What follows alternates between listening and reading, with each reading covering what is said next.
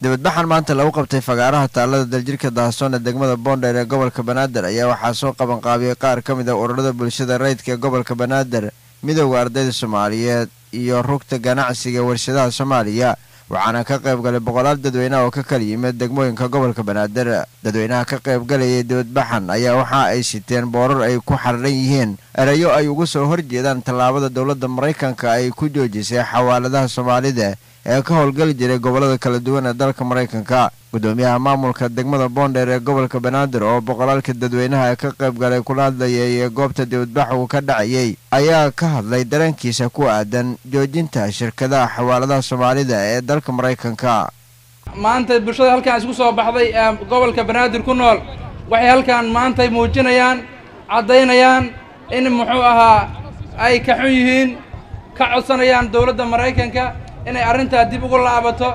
maxaa yeelay bulshadaani waxay ku nooshahay boqolkiiba aan dhihi karnaa 50 in ka badan waxyaabaha xawaaladuhu uga yimaada. marka cabashadu say u dareentay guri walba ayay dhibaatadu gaartay.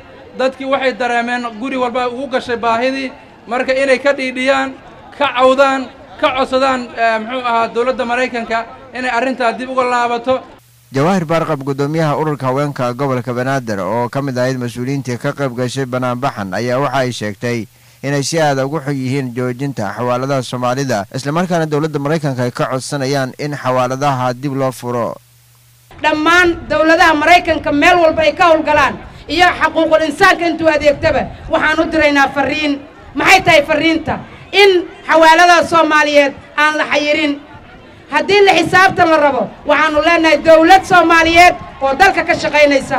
dawladda ayaa la xisaabtamaysa xawaaladda shuruucda u taalla u degsan aan ilaalin. Mareykanka hadday ku xadgudubto xawaaladaas waxay ku xadgudubtay shacabka iyo jiritaanka ummadda Soomaaliyeed. ugu dambeyn Cabdi Abshir Dhoore oo ah agaasimaha rugta ganacsiga warshadaha Soomaaliya oo goobta ka akhriyay qoraal dawladda Mareykanka lagaga dalbanayo in xawaaladaha Soomaalida ay mar kale u ogolaato inay u adeegaan shacabka Soomaaliyeed ee ku nool gudaha dalka isla markaana noloshooda ay ku tiirsaneed lacagaha laga soo diro dalka dibadiisa gaar ahaan dalka Mareykanka.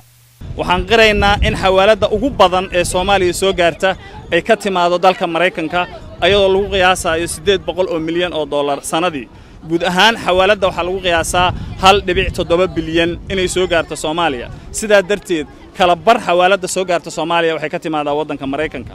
haddaba waxaan rabnaa inaan hoosta ka xariiqno in xawaaladu saameyn weyn ay ku leedahay nolosha shacabka Soomaaliyeed, waxbarashadooda, caafimaadkooda, amnigooda. sidaa darteed xawaalada oo istaagtaa waxay qatar weyn ku tahay nolosha iyo aayaha shacabka Soomaaliyeed. Soomaalidu waxay caan ku tahay kuna badbaaday sanadihii dheeraa ee la soo maray ganacsiga waxaana laf dhabar u ahaa xawaalada. haddii haddaba la joojiyo waxay keenaysaa in awoodda wax kala gadashada ay xoog hoos ugu dhacdo taasoo ganacsiga joojin doonta, canshuurta dawladda hesho joojin doonta, markaasna amniga Soomaaliya khatar ku noqon doonta. sidaa darteed waxaan soo gudbinaynaa codsi si kasta oo suuragal ah. waxaan ka codsanaynaa bangiyada Mareykanka, dawladda Mareykanka iyo dhammaan shacbiga Mareykanka inay nagu caawiyaan in ugu yaraan inta aan iska diyaarinayno oo aan shuruucda xawaalada soo buuxinayno in aan la joojin xawaalada ka soo tagta wadanka Mareykanka. waxaan soo jeedinaynaa in shirkadaha xawaalada u hoggaansamaan shuruucda dalka Mareykanka. waxaan soo jeedinaynaa in si xawli ah loo dardargeliyo bangiga dhexe ee Soomaaliya, ganacsataduna gaalin weyn ka geysato si kaalintiisa u qaato dhanka dhaqdhaqaaqa lacagaha.